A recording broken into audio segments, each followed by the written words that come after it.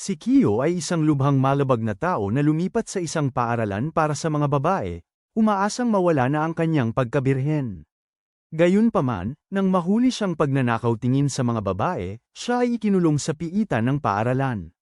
Ngunit ang mga bantay ay pawang mga matipunong babaeng tagapamahala na nagpapalitan sa pagdisiplina sa kanya. Nagsisimula ang lahat sa Hakimitsu Private Academy, kung saan si Kiyo at ang kanyang mga kaibigan na parang talunan ay nag-aalala dahil wala pa rin silang nahahanap na babae, kahit sila lang ang 5 lalaki sa buong akademya. Pagod na sa pagiging birhen, sinabi ni Kiyo sa kanyang mga kaibigan na kakausapin niya ang ilang babae, na ikinagulat nila. Ngunit nang lapitan niya ang mga babae, naguluhan ang kanyang isip, at umalis ang mga babae nang hindi siya kinakausap, na nag-iwan sa kanya ng kahihiyan. Nang maglaon sa klase, nahulog ang kanyang pambura, na bumagsak sa tabi ng isang babaeng nagngangalang Chiyo na nakakita ng sticker ng sumo wrestler dito at mabilis na lumihis ng tingin, kaya naisip niyang nawala ang lahat ng kanyang karisma sa harap nito. Gayunpaman, pagkatapos ng klase, ipinagpakita ni Chiyo kay Kiyo na mayroon din siyang ganoong pambura, at sa wakas ay napagtanto ng binata na bibigyan na siya ng pagkakataon ng mga Diyos ng kwento. Sa loob ng ilang oras, patuloy silang nag-usap ni Chiyo tungkol sa sumo wrestling at lalong nagkalapit. Bigla, tinanong ni Chiyo kung gusto nitong sumama sa kanya sa isang paligsahan ng sumo wrestling, at agad namang pumayag si Kiyo. Nang gabing yun, habang nangangarap ng mga matatalik na sandali kasama si Chiyo, ang kanyang talunan, biglang nagmungkahi ang mga kaibigan na silipin nila ang mga babae ngayong gabi. Ngunit ayaw niyang sumama at ayaw niyang isipin ni Chiyo na isa siyang Maniakis. Gayunpaman, matapos tuksuhin ng kanyang mga kaibigan, isinuot niya ang kanyang costume na Batman at nangaso ng cookie. Di nagtagal, narating nila ang bubong ng locker room ng mga babae at nagpasya silang gumamit ng mobile phone na nakatali sa lubid para sumilip sa loob. Sa kasamaang palad, naputol ang lubid at nahulog ang telepono sa loob ng silid, na naging dahilan ng kanilang pagkatakot. Dahil telepono yun ni Kiyo, tumalon siya sa silid para kunin ito, ngunit bigla niyang napansin na si Chiyo ay nakatayo sa likuran niya. Napagtantong mapapahamak siya ng matindi, nagsimula si Bro na magdasal ng kanyang huling panalangin. Pero swerte siya, si Chiyo ay may mahinang paningin at inisip siya na kaibigan niya. Nagumpisa siyang magbihis, at sabay-sabay na nakuha ng mga kaibigan ni Kiyo ang lahat habang nanunood sa live feed. Drag ni Chiyo si Kiyo papasok sa banyo kasama ang ibang babae, at nagdesisyon ang mga kaibigan niya na sumama sa kanya para sa kasiyahan. Ngunit bigla silang inatake ng mga uwak, at dumating ang mga miyembro ng Underground Student Council para hulihin sila. Samantala, sa paliguan ng mga babae, tahimik na sumama si Kiyo kay Chiyo. Ngunit bago siya mahuli na may sausage, may ibang estudyante na bumangga at inform ang mga babae na nahuli ang mga lalaki na nangungusisi. Kaagad, tumakbo palabas ang lahat ng banyo, nagbigay kay Kiyo ng pagkakataong makatakas. Sa labas, ang mga kaibigan ni Kiyo ay malapit ng harapin ng matinding parusa na may kaugnayan sa apoy para sa kanilang mga kasalanan. Ngunit kahit ganoon, tumanggi silang isuko si Kiyo dahil mas mahalaga ang pagkakaibigan kaysa sa ano pamang bagay. Habang pinagmamasdan ni Kiyo mula sa malayo, isang estrangherang babae ang lumapit sa kanya at ipinaliwanag na ang kanyang mga kaibigan ay nahuli ni Hana at Meiko, na nagsisilbi sa lihim na konseho ng mga mag-aaral. Tinanong naman ni Kiyo kung sino siya, at ipinakilala niya ang kanyang sarili bilang si Marie, ang pangulo ng lihim na konseho ng mga mag-aaral. Ilang saglit ang lumipas, isang Kiyo na may mga pinsala ay pilit na dinala sa putikan at sumama sa iba pa niyang kaibigan, at napaluha si Kiyo, iniisip na sinira niya ang kanyang pagkakataon kay Chiyo. Kinabukasan, habang pinapanood ng iba pang bahagi ng paaralan, ipinataw ni Marie sa 5 lalaki ang isang buwang pananatili sa pasilidad. Ipinaliwanag din niya na ang sinumang magtatangkang tumakas ay magkakaroon ng mas mahabang pananatili at ang 3 magkakasunod na paglabag ay magreresulta sa pagpapatalsik. Nang gabing yun, inutusan ng mga lalaki na magtayo ng harang sa paligid ng pasilidad, ngunit nang subukan nilang makipagtalo, pinananatili silang disiplinado ng Bice-Presidente, si Meiko. Gayunpaman, sinimulan niyang pahirapan sila na parang isang dami-mami, kaya lumapit si Kiyo at sinabi sa kanya na sobra na ang ginagawa niya. Nang maglaon sa hapunan, inaasahan ni Kiyo na matutuwa ang kanyang mga kaibigan na niligtas niya sila. ngunit pinagalitan siya ng mga lalaki dahil ang pagyapak ni Meiko sa kanila ay nagbibigay sa kanila ng kilig sa at tsara. Sa kabila ng pagkagulat, hinayaan na lang ni Kiyo ang mga lalaki, kaya kinabukasan, lahat sila ay nasiyahan sa pagpapasailalim sa matinding pagsubok ni Meiko. Sa kasamaang palad para sa kanila, nakita ito ni Marie at ipinadala ang kanyang sekretarya, si Hana, upang magdulot ng pagbabago. Sa simula, tila masayahin at masiyahing tao si Hana, ngunit nang mahuli niya ang isa sa mga lalaki na nakatitig sa mga babae sa Karahan, sinaktan niya ang ulo nito gamit ang takong. Pagkatapos ay ipinahayag ni Meiko na si Hana ay isang black belt sa karate, at ipinamalas ni Hana ang kanyang husay sa pamamagitan ng matinding pagpapakita ng lakas at kasanayan na nagdulot ng labis na sakit at paghihirap sa kanilang mga katawan. Pagkatapos ay inutusan niya ang mga lalaki na mangolekta ng mga halaman, at habang ginagawa ito, namataan ni Kiyo ang isang sisiw ng uwak na nahulog mula sa pugad nito. Umakyat ang binata sa puno para ibalik ito, at doon niya nakita si Kiyo sa bintana. Sinabi ni Kiyo na alam niyang mabuti ang binata sa puso, at hindi ito magiging maninilip tulad ng kanyang mga kaibigan. Gusto sanang sabihin ng binata kay Kiyo na mayroon din siyang mga kapintasan, ngunit nakita ng binata si Hana sa ilalim ng puno at mabilis na lumayo. Bigla, nangako ang binata kay Kiyo na manunood sila ng sumo wrestling ng magkasama, at ito ang nagpula sa kanyang pisngi habang umaalis siya. Nag-alala naman ang binata na hinahanap siya ni Hana, ngunit nagsimula itong magbawas sa ilalim ng puno, labis na ikinagulat niya. Bigla, pinatumba siya ng uwak mula sa puno, at nahulog siya mismo sa tabi ni Hana, at nakakuha ng isang first person tanaw ng kanyang pribadong bahagi. Habang sumisigaw si Hana, dumating din si Meiko at ang iba pa, at pinakiusapan niya si Kiyo na huwag magsalita kaninuman. Nang makita siyang umiiyak, sinabi ni Meiko sa mga lalaki na bumalik sa kanilang mga silid, kung saan si Kiyo ay tinatrato bilang pinuno dahil sa pagpapahupa sa isang tulad ni Hana. Tahimik na tinanggap ni Kiyo ang papuri, alam niyang mapipinsala ng husto ang kanyang pagkalalaki kung malalaman ni Meiko ang totoong nangyari. Kinabukasan, ipinatawag si Mari sa opisina ng chairman, at sinabi ng matandang lalaki na masyadong matindi ang parusa na kanyang ipinapataw sa mga lalaki. Nagtalo si Mari na sana ay napatalsik na sila sa ilalim ng normal na sitwasyon, idinagdag na hindi. May isang tao sa campus na gustong magbago ang eskwelahan na ito mula sa pangbabae lang patungong code. Ikinakatwiran ng lalaki na mabuti ang pagbabago paminsan-minsan, ngunit sinisisi siya ni Hana sa insidenteng ito, dahil kinontra niya ang lahat at inimbitahan ang mga lalaki sa eskwelahang ito. Sumuko ang chairman ngunit pinapaalalahanan din siya na dapat palayain ang mga nakakulong tuwing weekend, kaya pumayag si Mari na palayain ang mga lalaki sa loob ng 2 araw bago umalis. Samantala, pinahihirapan ni Meiko ang mga lalaki gaya ng dati, at nang tanungin ni Kiyo kung magkakaroon sila ng pahinga sa weekend, sinabi niyang hindi. Nang sandaling yun, dumating si Mari at sinabihan sila na malaya sila sa loob ng 3 oras kung magiging maayos ang kanilang pag-uugali, at tuwang-tuwa si Kiyo na gugulin ang oras na yun kasama si Kiyo.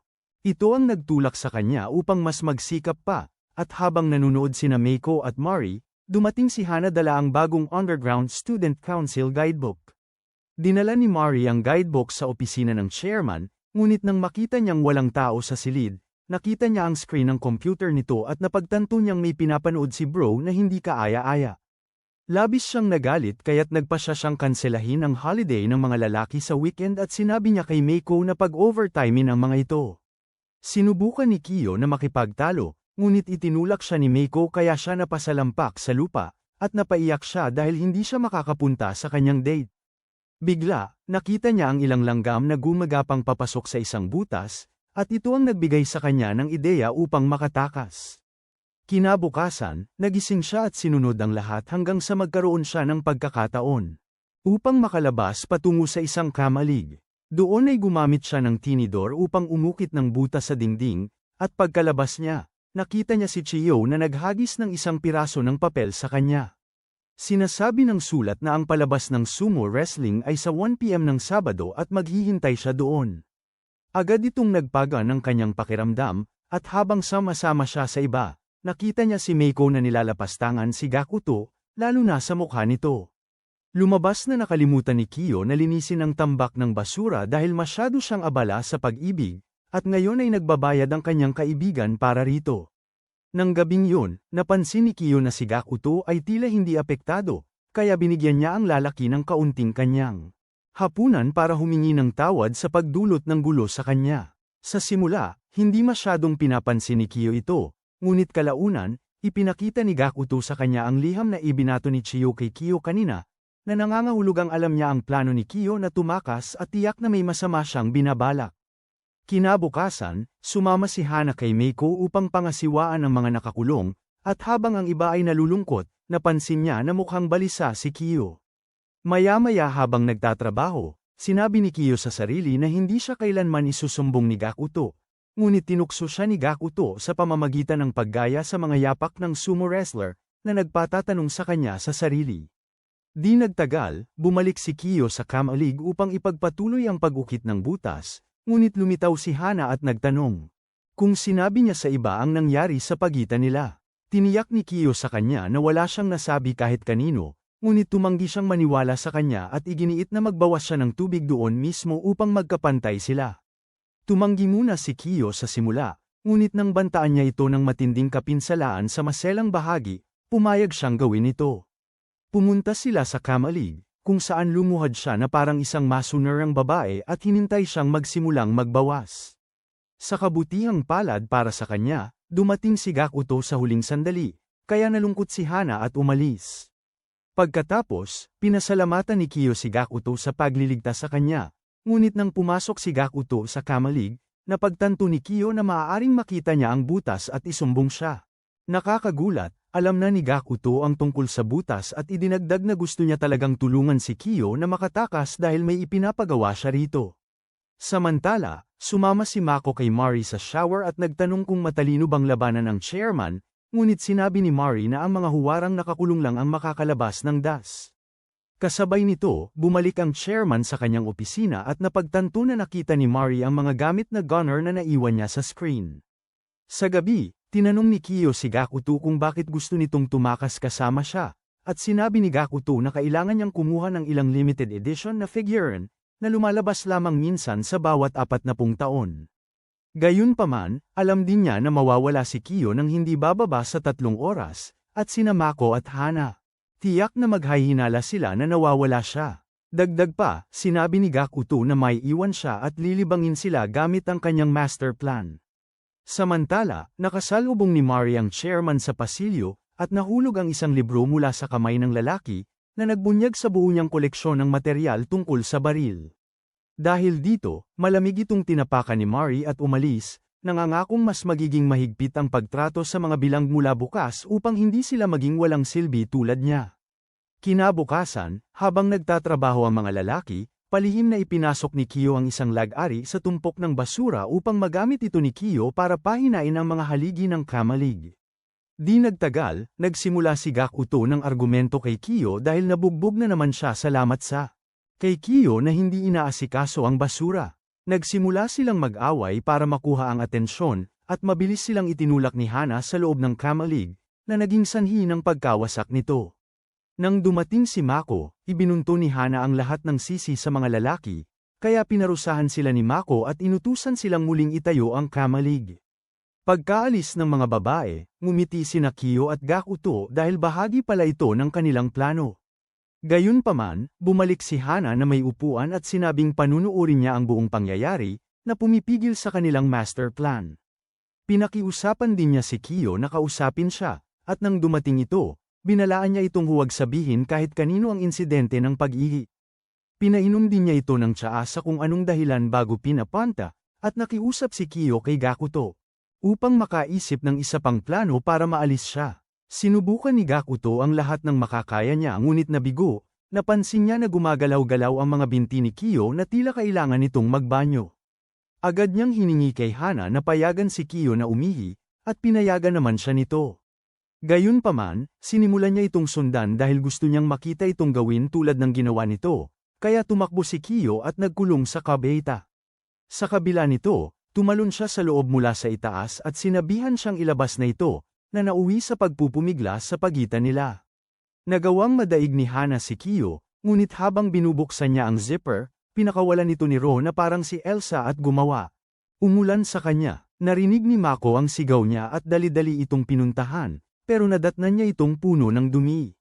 Ginamit ni Kiyo ang pagkakataong ito para makatakas, at kalaunan, sinabi ni Mako sa mga lalaki na magbabakasyon si Hana ng ilang araw, na ikinatuwa ni Gakuto dahil makakatakas na si Kiyo. Kinabukasan, sinimulan na ni Gakuto at Kiyo ang paggawa ng kamalig, at sa wakas, nakagawa sila ng butas sa dingding. Sa oras ng tanghalian, pinakiusapan ni Gakuto si Kiyo na lumabas at magmasid-masid ngayon. Pinakiusapan din niya si Kiyo na bumalik ng 1 oras bago magbel upang hindi mahalata. Maya-maya, palihim na lumabas si Kiyo sa butas patungo sa labas, kung saan may nakita siyang isang lalaki. Ang paghawak sa nobya na lubos na ikinaiinis ni Kiyo kaya nanumpa siyang gagawin din ang gayon kay Kiyo. Sa pagkakataong yun, nakita niyang pumasok ang chairman na may dalang pala para ilibing ang kanyang koleksyon ng gunner, at habang pinapanood ni Kiyo, nalimutan niya ang oras. Nang tumunog ang kampana, bumalik si Mako sa kamalig at tinanong si Gakuto kung nasaan si Kiyo, ngunit pinagpawisan ng lalaki dahil huli na si Kiyo. Dahil dito, may hinala si Mako at nagpasya siyang tingnan mismo ang lugar, ngunit nagawa ni Kiyo na makabalik sa tamang oras. Sa kasamaang palad, naipit ang kanyang likuran sa butas, at mukhang mahuhuli siya. Sa kabutihang palad, nadapa si Mako sa sirang tabla, at binigyan siya nito ng sapat na oras para makalusot. Pagkatapos niyang makita, umalis si Mako na bigo, habang sinisita ni Gakuto si Kiyo sa pagiging huli. Sinabi naman ni Kiyo sa kanya na kailangan nilang palakihin ang butas para hindi na muling maipit ang kanyang putan, hindi nila alam na pinapakinggan pala sila ng kaibigan nilang si Shingo. Sa gabi, nilapitan niya sila para itanong kung ano ang pinag-uusapan nila, ngunit nagkunwari lang silang kalmado. Bigla, nalibang sila kay Mako at sa kanyang nakakakuha ng Athens yung dibdib, at dala niya ang mga bagay na kanilang hiniling. Dahil nakasuot siya ng kasuotang panggabi, tinitigan nila siya na parang siya ang huling piraso ng pizza at umaasa silang magkaroon ng pagkakataon sa kanya. Pagkatapos, inilagay niya ang schedule ng susunod na linggo, at napagtanto ng mga lalaki na minarkahan niya ang sa susunod na Sabado bilang regional na paligsahan ng track club. Nang tanungin nila siya tungkol dito, sinabi niyang kailangan nilang gumawa ng mga gawain tungkol sa paligsahan sa araw na iyon, at 3 sa kanila ang magbabantay ng mga gamit habang ang 2 naman ang gagawa ng iba't ibang trabaho. Sa kabutihang palad para sa kanila, itinalaga si Shingo na magbantay kasama sina Kiyo at Gakuto. Kinabukasan, sinabi ni Gakuto kay Kiyo na halos imposible nang marating ang butas sa panahon ng paligsahan ng club dahil itatalaga sila sa ibang lugar. Bukod pa rito, sasamahan sila ni Shingo, na dahilan para pag-isipan nila kung dapat ba nilang ipaalam sa kanya ang plano. Sa mga sandaling yon, dumaan si Shingo sa tabi nila at nagpas siyang pakinggan ang kanilang pag-uusap, ngunit ang lalaki ay masyadong tanga kaya iniisip niyang pinaplano ni Kiyo at Gakuto na maglaro ng Smash Brothers gamit ang kanyang mga cake. Kinagabihan, habang naliligo, nakita niya si Kiyo at Gakuto na may pinaplano, ngunit dahil sa kanyang naunang akala ay inisip niyang naglalaro sila ng kani-kanilang mga espada. Nang makita siya ng mga lalaki, palihim siyang inimbitahan na sumama, ngunit natakot si Shingo sa pag-aakalang gagawan siya ng hindi maganda.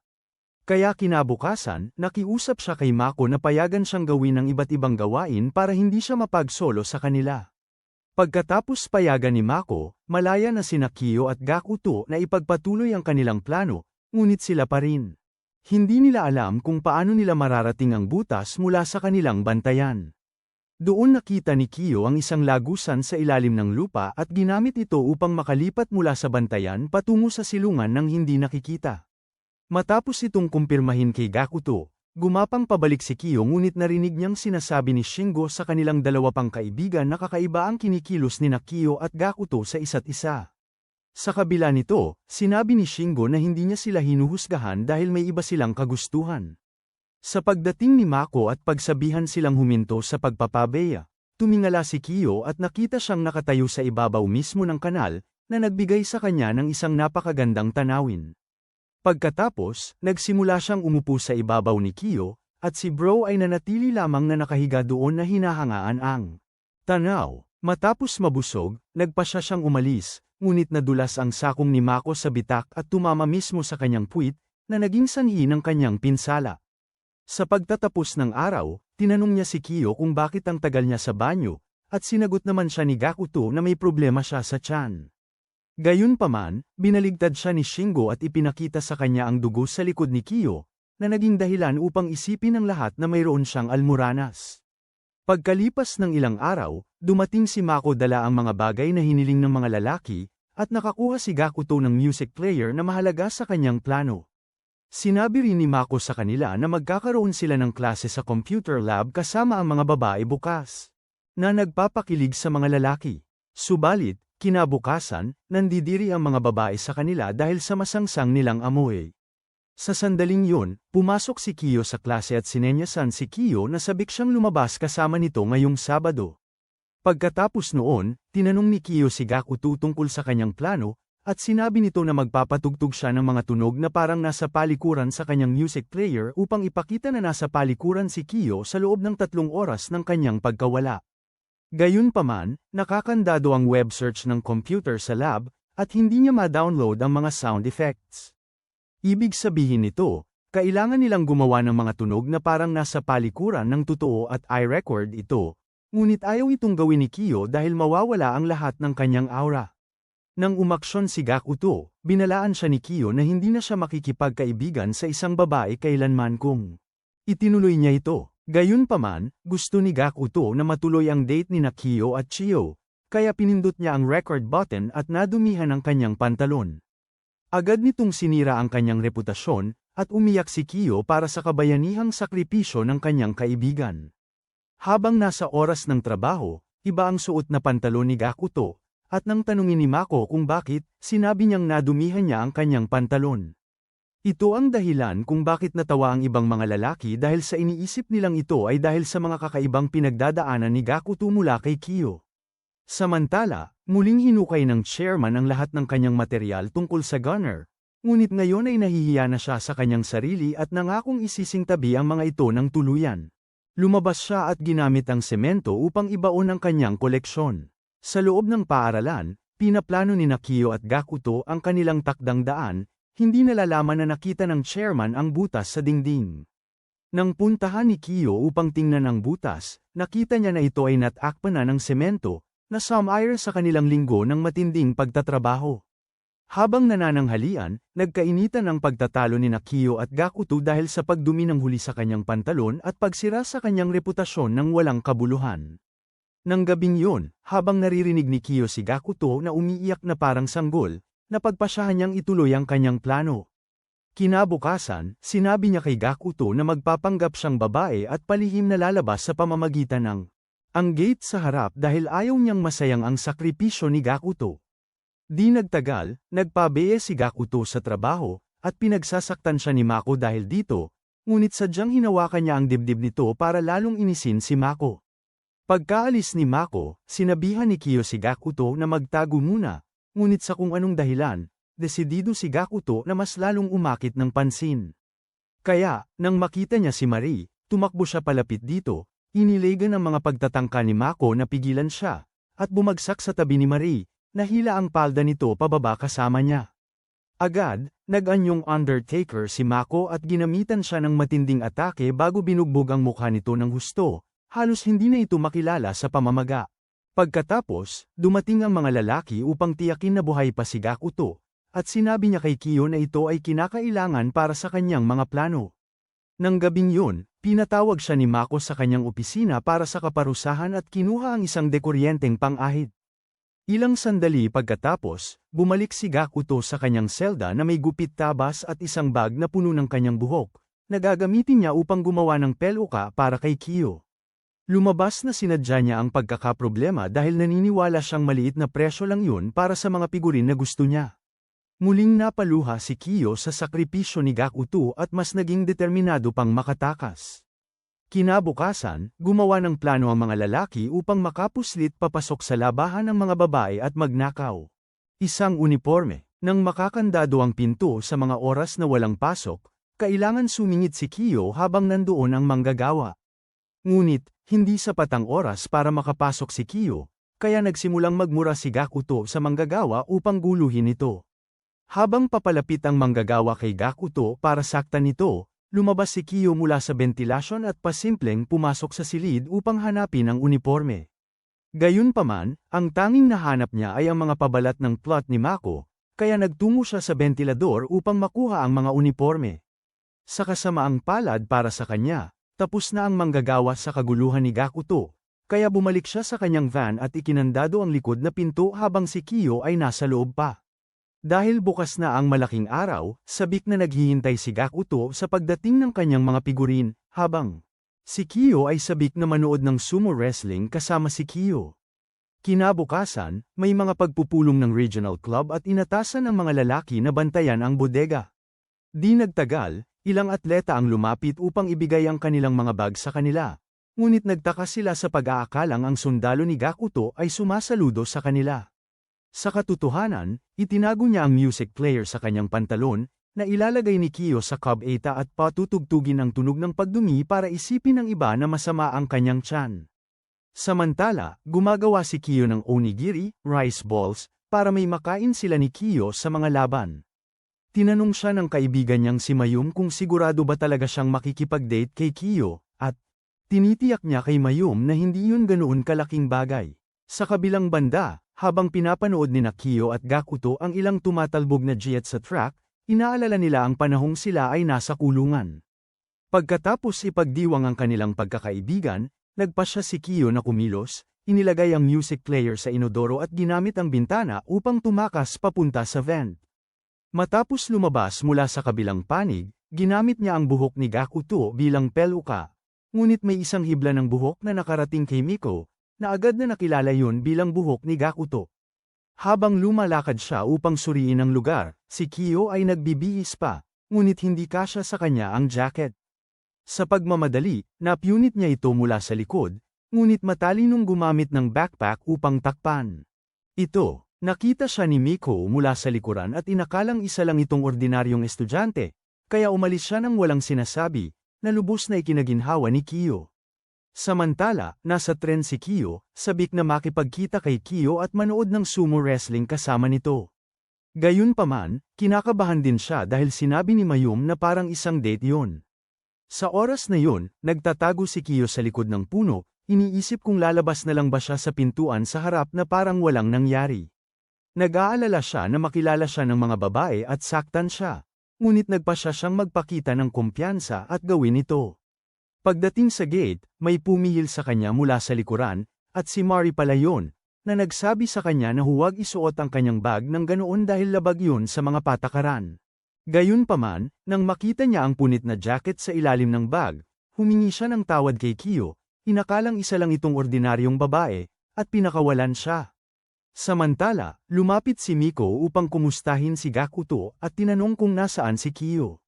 Sinabi niya kay Miko na nasa banyo si Kiyo, pagkatapos ay napansin niya ang bukas nitong cipher at pinagalitan ng matindi at binigyan ng leksyon dahil sa pagiging maniakis.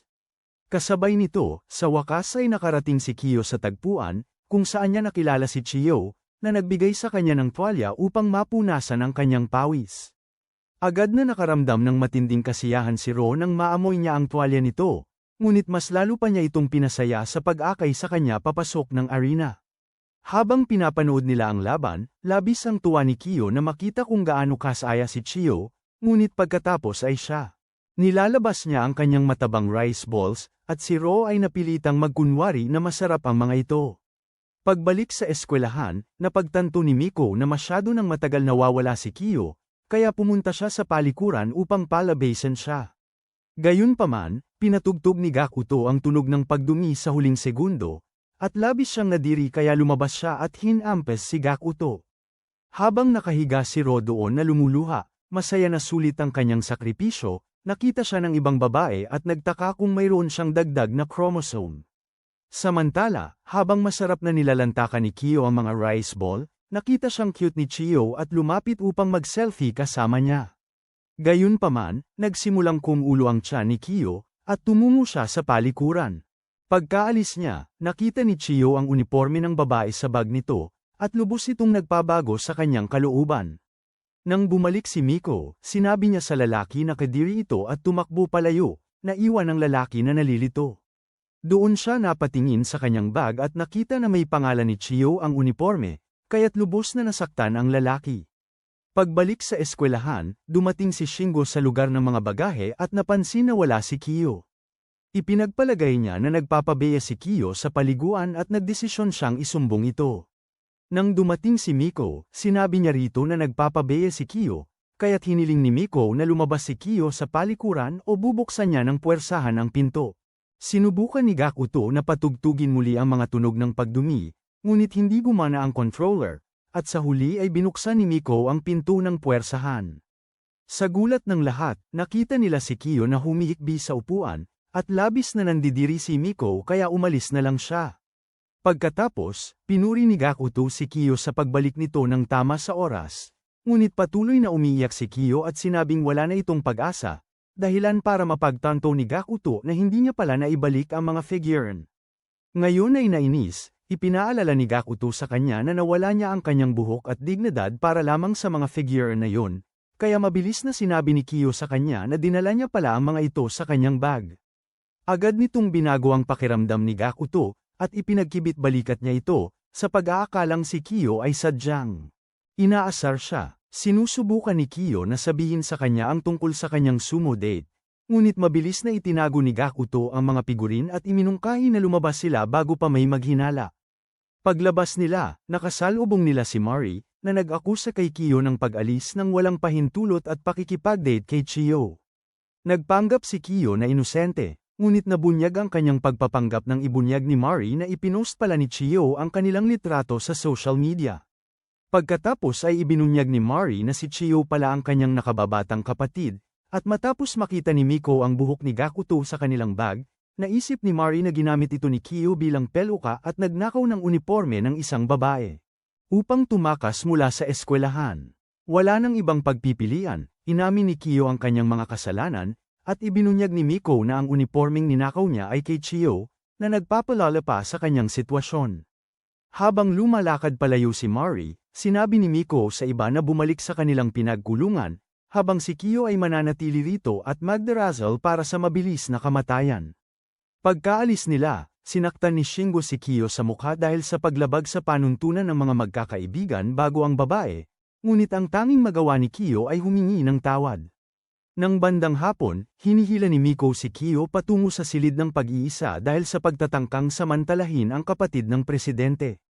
Hindi man lang nakaimik si Kiyo at nakayukmak na parang aso dahil labis siyang nahihiya. Sa kanyang ginawa, kinabukasan, pinanood ni Mari habang masusing tinatanong ni Miko si Kiyo tungkol sa kung paano niya nakuha ang peluka. Anako ni Kiyo ang lahat ng sisi upang linisin ang pangalan ni Gakuto, at kahit sa ilalim ng matinding pagpilit mula kay Miko, tumanggi siyang sumuko. Sa wakas, tinanong siya ni Mari kung bakit niya partikular na ninakaw ang uniforme ni Chiyo, at sinabi ni Kiyo na hindi niya alam na kay Chiyo iyon dahil random lang ang pinili niya. Pagkatapos nito, pumunta si Mari sa silid ni Chiyo, ngunit hindi tumugon si Chiyo o binuksan ang pinto. Kinabukasan, tinipon ni Mari ang lahat ng mga lalaki at nagtapos na si Kiyo ay kumilos ng mag-isa, at si Gakuto ay nagulat na anako niya ang lahat ng sisi. Sa huli, pinahaba ni Mari ang termino ng lahat ng isang buwan, ngunit para kay Kiyo, siya ay ititiwalag sa paaralan. Nang lumaon, habang nalulungkot ang lahat para kay Kiyo, sumabog si Gakuto sa galit, tinatanong kung sino ang nagbigay kay Mari ng autoridad na magpatalsik ng mga estudyante. Sinabi sa kanya ni Shingo na huwag gumawa ng gulo, ngunit tinanong siya ni Gakuto kung bakit siya kumikilos ng napakalamig kay Kiyo, kahit na magkakilala na sila mula pa pagkabata. Bilang tugon, tinanong ni Shingo kung bakit hindi sinabi sa kanila ni Kiyo ang tungkol sa pagtakas, naniniwalang hindi niya sapat na pinagkakatiwalaan ang mga ito sa bagay na ito. Ibig sabihin nito, hindi itinuturing ni Kiyo na kaibigan ang mga ito, at nasaktan ang loob ng lahat. Dahil dito, tinanong nila siya kung may sinabi sa kanya si Kiyo, ngunit itinanggi ito ni Gakuto dahil takot siya sa magiging kahihinatnan. Samantala, sa opisina ni Mari, ipinaalala ni Miko kay Mari na wala silang kapangyarihang magpatalsik ng mga estudyante, ngunit sinabi niya rito na hawak niya ito. Bigla, si Kiyo ay nagtatampo habang nakakulong sa kanyang silid, dahil hindi lang niya nawala ang pag-ibig ng kanyang buhay, kundi pati na rin ang buong grupo ng kanyang mga kaibigan. Samantala, sa wakas ay bumangon si Shio mula sa kama at inanyayahan ang kaibigang si Mayumi na magtanghalian kasama niya. Habang kumakain, inamin niya na labis siyang nag-react nang una niyang makita ang kanyang uniforme sa pagmamay-ari ni Kiyo, at hindi niya kailanman binigyan ng pagkakataon si Kiyo na magpaliwanag. Sa mga sandaling yun, narinig niya ang ilang babae na nag-uusap tungkol sa pagtakas ni Kiyo mula sa paaralan habang nakasuot ng uniforme ng babae at ngayon ay pinapatalsik dahil dito. Maya-maya, dinala ni Miko si Kiyo sa kanyang opisina, kung saan hiniling ni Mari sa kanya na umalis na sa paaralan, na ikinalito niya dahil akala niya ay pinapaalis na siya. Pagkatapos ay sinubukan ni Mari na impluwensyahan siya sa pagsasabing alam ng lahat na nagnakaw siya ng uniforme ng babae, at magiging imposible na para sa kanya na manatili sa paaralan ngayon. Napaniwala si Kiyo sa kanyang mga taktika at pumayag na pirmahan ang mga dokumento, ngunit ang tanging pinagsisihan niya ay hindi malalaman ni Shio ang katotohanan. Sa mga sandaling yun, pumasok si Shio ng padabog sa opisina bilang pagtutol, at iginigiit na malaman kung bakit kailangan ni Kiyo na umalis sa paaralan. Inaakusahan siya ni Mari ng masamang pag-uugali, kaya sinabi ni Shio na siya rin ay kasali, at dapat din siyang patalsikin, dahil siya ang nag-imbita kay Kiyo na lumabas kasama niya. Nang sabihin ni Mari na hinawakan pa nito ang uniforme ni Shio na parang bastos, bumaling si Kiyo kay Kiyo para itanong kung bakit niya ginawa yon, at sinabi ni Kiyo na isa lamang itong purong aksidente. Dahil dito, sinampal siya ni Miko sa mukha, ngunit niyakap siya ni Shio at sinabi kay Miko na lumayo. Pagkatapos ay sinabi niya na titigil din siya sa pag-aaral at pinirmahan ang mga papel, at hindi maintindihan ni Mari kung bakit siya ganoon na nahuhumaling sa kakaibang taong ito. Dahil dito, inulit ni Kiyo ang sariling sinabi ni Mari na sino mang mahilig sa uwak ay hindi kailanman magiging masamang tao at pagkatapos ay inihayag niya na nakita niya si Kiyo na tinulungan ng isang sanggol na uwak na nahulog mula sa pugad nito. Bagaman naantig siya, nanatili si Mari sa pagtanggi, iniisip na nagkamali si Shio ng pagkakakilanlan at iginiit na pirmahan ni Kiyo ang mga papeles ng pag-atres. Sa pagkakataong ito, sinabi ni Kiyo na isaksak na lang niya sa kung saan, dahil hindi niya ito pipirmahan, kaya sinabi ni Mari kay Miko na ibalik siya sa kanyang silid. Nang gabing yun, habang bumabalik siya sa kanyang silid, naaalala niya kung paano naramdaman ang mga pitch ni Kiyo sa kanyang pisngi, at yun lamang ay sapat na upang manatili siya sa paaralang ito. Gayunpaman, lahat ng kasama niya sa silid ay galit sa kanya, maliban kay Gakuto, dahil siya ang kasama ni Kiyo sa kalokohan. Nang gabing yun, tinanong ni Miko si Mari kung ayos lang ba siya sa takbo ng mga pangyayari, ngunit inihayag ni Mari na siya plano na paalisan ng lahat ng 5 batang yun mula sa paaralang ito. Sa susunod na ilang araw, inatasan niya si Miko na subaybayan ang mga lalaki upang malaman ang kanilang mga libangan. Si Gakuto ay nahuhumaling sa mga figurina, si Joe naman ay mahilig sa kanyang ant farm, si Andre ay nagtatago ng kakaibang tala-arawan sa ilalim ng kanyang kama, at magulo ang kwarto ni Shingo dahil naiinis siya na pinalawig ang kanyang parusa. Kinabukasan, inatasan ng mga lalaki na linisin ang bodega at ang palikuran. Kaya habang si Shingo ay sumama kina Joe at Andre upang linisin ang bodega, hiniling ni Kiyo kay Gakuto na tumulong sa mga palikuran. Gayunpaman, sinabi ni Shingo kay Gakuto na sumama sa kanila, kaya't napilitan si Kiyo na magtrabaho ng mag-isa. Bagamat naiwan, nananatiling positibo si Kiyo, dahil ang matamis na bunga ng kanyang paghihirap ang pinakamagandang gantimpala para sa kanya. Habang naglilinis siya ng palikuran, nakita niya na may nakasakay sa isa sa mga kabeta, kaya nagpasya siyang maghintay. Di naglaon, lumabas si Hana mula sa palikuran, at agad na nabigla si Kiyo sa kanya. Nang subukan niya itong baliwalain, sinundan siya nito sa loob at ipinaalala sa kanya ang ginawa niya rito noong huli. Sabi niya ay gagawin din niya yun sa kanya, ngunit dahil kapos siya sa oras, tinakat niya ito at sumama kina Mako at Mari, na magkasamang nagpaplanong paalisan ng lahat ng lalaki sa paaralan. Ipinaalam nila rito na ang 3 pagtatangka sa pagtakas ay magreresulta sa automatikong pagpapaalis, ngunit inamin ni Mari na hindi ganoon katanga ang mga lalaki upang tumakas ng 3 beses. Balak niyang sirain ang kanilang reputasyon gamit ang kanilang mga kahinaan, na siyang pipilit sa chairman na paalisan sila. Pagkatapos ay sinabi ni Hana na mag-isang nililinis ni Kiyo ang mga palikuran, at naniniwala si Mako na iniiwasan siya ng iba. Idinagdag din niya na si Shingo ang pangunahing may kagagawan sa pagbubukod kay Kiyo, at naniniwala si Hana na maaari nilang gamitin ito laban sa kanya. Kinabukasan, hiniling ni Mako kay Shingo na mag-usap sila, at ito ang dahilan kung bakit kinabahan ang lahat. Dinala niya ito sa kanyang opisina, binuksan niya ang isang kahon ng mga panghimagas at sinimulang kainin ang mga ito sa harap niya, na nagdulot ng kakaibang pagnanais sa kanya. Pagkatapos ay pinayagan niya si Shingo na kunin ang lahat ng panghimagas na gusto niya, ngunit bilang kapalit, nais niya itong gumawa ng kung anuman. Nang maglaon, habang nasa shower, sinabi ni Kiyo kay Gakuto na hindi siya nababahala sa kanyang malamig na pakikitungo dahil nauunawaan niya ang kanyang posisyon. Sasabihin na sana ni Gakuto ang isang bagay, ngunit biglang pumasok si Shingo, at tinanong siya ni Kiyo kung ano ang sinabi ni Mako. Ayaw sabihin ni Shingo sa kanya, kaya nang ituro ni Kiyo na may cream sa mukha niya, pinunasan ito ni Shingo at sinabihan siyang huwag makialam sa buhay niya. Pagkaalis niya, umalis din si Gakuto sa silid, ngunit masama ang loob niya sa pagbalewala kay Kiyo, kahit paano ko nito ang lahat ng sisi. Kinabukasan, habang nagtatrabaho, isang malakas na ihip ng hangin ang naglipad ng ilang plots, at nang tingnan ito ng mga lalaki, binugbog sila ni Mako, maliban kina Andre at Shingo. Maya-maya, binanggit ni Andre na hindi pa sila napaparusahan ni Shingo kamakailan dahil lagi siyang nasisiyahan sa pagiging napaparusahan ng mga malaman na drumstick ni Mako. Sakto naman, aksidente niyang nataman ng ant farm ni Joe, at dinakma siya ni Joe sa kwelyo.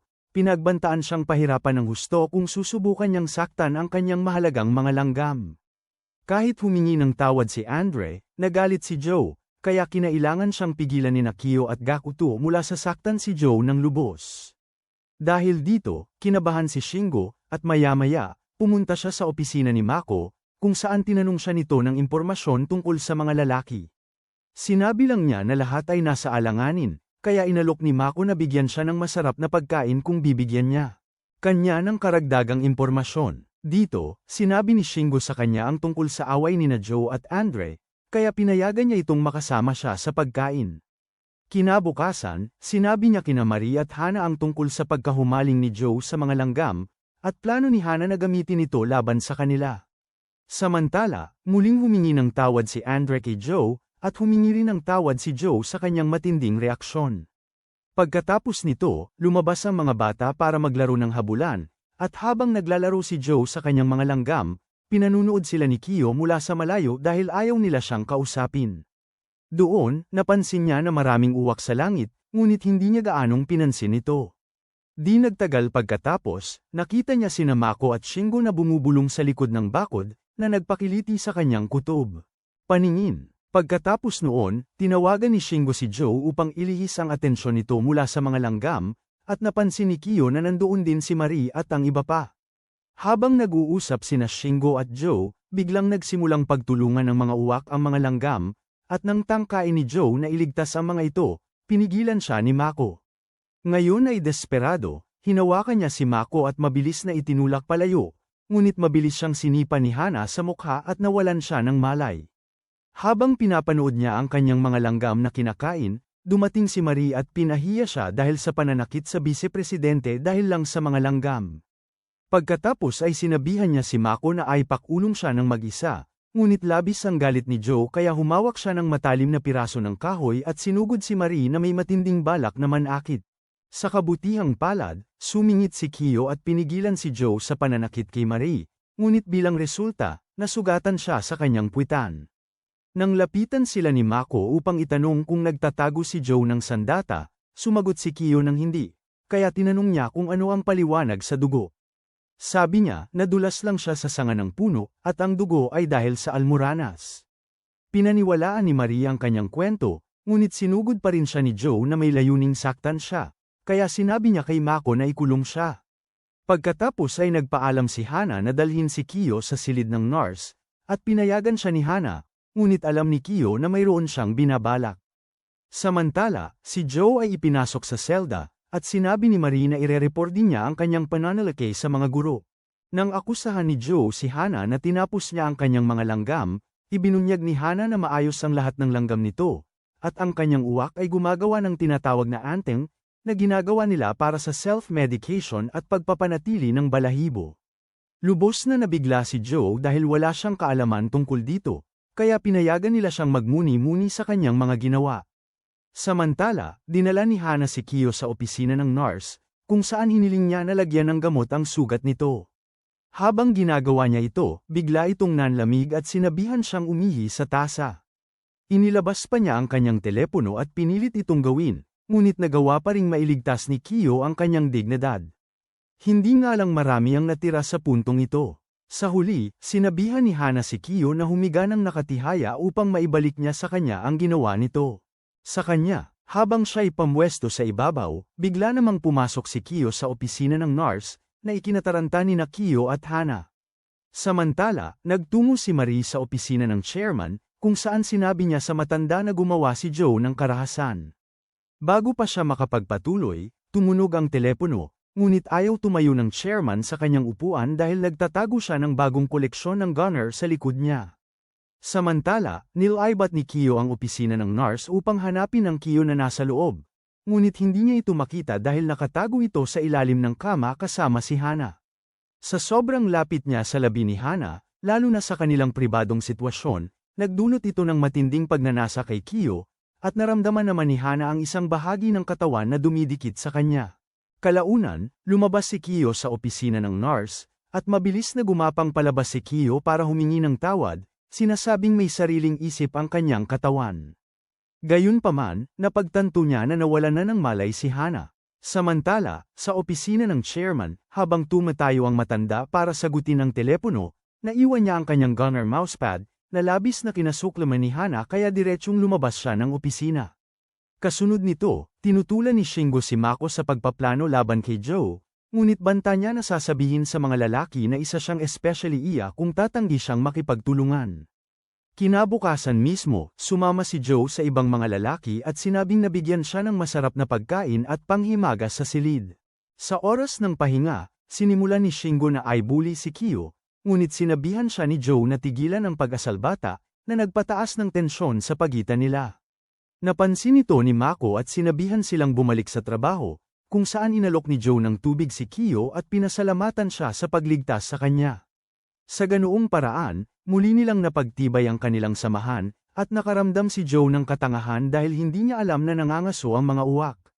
Gayunpaman, sinabi ni Kyo sa kanya na may kakaiba siyang naramdaman tungkol sa araw na yon, dahil ang buong konseho ay nagtitipon sa bakuran dahil hindi sila kailanman nagtitipon doon. Nakita rin niya sina Shingo at Mako na palihim na nag-uusap, ngunit hindi niya malaman kung ano ang kanilang pinag-uusapan. Samantala, bumalik si Shingo sa opisina ni Mako, at binigyan siya nito ng 3 oras para magpahinga sa labas. At tignan ng maraming dilag hanggat gusto niya. Ilang sandali pagkatapos, nasa labas si Shingo at nagpas siyang kumuha ng root beer na ipinakuha ni Mako sa kanya. Samantala, nagdarasal si Gakuto sa kanyang figurin para sa kapatawaran sa pag-iwan sa kanyang kasama sa ere. Hinihiling niya sa figurin na gabayan siya, hindi niya alam na nahulog na ang espada nito. Kalaunan, pumunta si Shingo sa arcade ngunit natalo ng isang dalaga na nakasuot ng uniforme ng kanyang paaralan. Tinanong niya kung paano siya naruroon dahil lahat ng mga lalaki ay hindi pinapayagang lumabas, at malamig niyang sinabi sa dalaga na hindi niya negosyo yun. Bilang tugon, lumapit ang dalaga at hiniling na igalang siya sa pagtawag dahil nakatatanda siya. Ngunit naisalayan ni Shingo ang magandang anyo ng dalaga at namula siya. Natuwa siya sa kung paano ito kinabahan sa isang karaniwang bagay. Kaya naman, tinawag siya ng kanyang mga kaibigan, at sumama siya sa kanila. Nang maglaon, habang pabalik si Shingo sa eskwelahan, muli siyang namula, dahil matagal na siyang hindi nakakausap ng isang ordinaryong babae at umaasa siyang makatagpo niya ulit ito. Nang mga sandaling yun, bumalik si Mako at pinasalamatan siya nito sa pagpapayag na lumabas siya. Tinatanong niya kung papayagan niya itong lumabas muli, at sinabi niya na ito ay ganap na nakasalalay sa kung gaano kahusay niya ginagawa ang kanyang trabaho. Nang mga sandaling yun, binuksan niya ang root beer, at tumalsik ito sa buo niyang katawan. Kaya galit siyang sinabihan ito na may bula ang root beer habang ang kanyang damit ay nabasa at humubog sa kanyang katawan. Pagkatapos nyon, pumunta si Shingo sa banyo, kung saan niya nakita ang isang larwang espada na nahulog mula sa figurin ni Gakuto. Kinabukasan, habang nagtatrabaho ang iba, inanyayahan ni Mako si Shingo sa kusina, kung saan siya nagluluto ng pritong manok, at sinabi niyang papayagan lang niya itong kainin ni Shingo kung bibigyan siya nito ng mas maraming impormasyon. Doon naman ibinigay ni Shingo sa kanya ang larwang espada at sinabing nakita niya ito sa banyo. Agad itong itinapon ni Mako patungo sa mukha ni Shingo, ngunit tumalbog ito sa dingding papunta sa pagkaing inihahanda niya. Habang pinapaalis niya ito, nasa banyo si Gakuto hinahanap ang larwang espada. Doon naman dumating si Hana at sinabihan siyang bumalik sa trabaho. Pagkatapos nito, nagtungo sila sa opisina ni Mari, kung saan dinala ni Mako ang mga merienda na ginawa niya. Kumagat si Mari at pinuri ang pagluluto ni Mako, subalit bigla, nakita ni Mari ang larwang espada sa loob ng merienda. Pinagpapawisan si Mako dahil nakita ito ni Shingo na nasa inidoro, at kinilala ito ni Mari bilang isang talam na may sagisag ng berdeng dragon. Ngayong mausisa, hinanap ni Mako sa internet ang tungkol sa espada at pagkatapos ay nagtungo sa inidoro upang maghanap ng mga pahiwatig. Doon, nakuha niya ang koleksyon ng mga figurin ni Gakuto. Para sa susunod na araw, ginantimpalaan niya si Shingo ng isa pang araw na pamamasyal. Samantala, nagmumukmak si Gakuto sa isang lugar kung saan siya mahigpit na pinipigilan, nagtataka kung sino ang kumuha ng kanyang pinakamamahal na koleksyon. Sa opisina ni Mari, ikinukwento ni Mako ang lahat, ngunit nang tanungin ni Hana kung paano niya nakuha ang espada, pinagpapawisan si Mako dahil ayaw niyang sabihing galing iyon sa sahig ng banyo. Di nagtagal, pumunta si Shingo sa arcade para maglaro, ngunit nakasagupa niya ang isang matanda sa halip na ang dilag na nakita niya noong huling beses.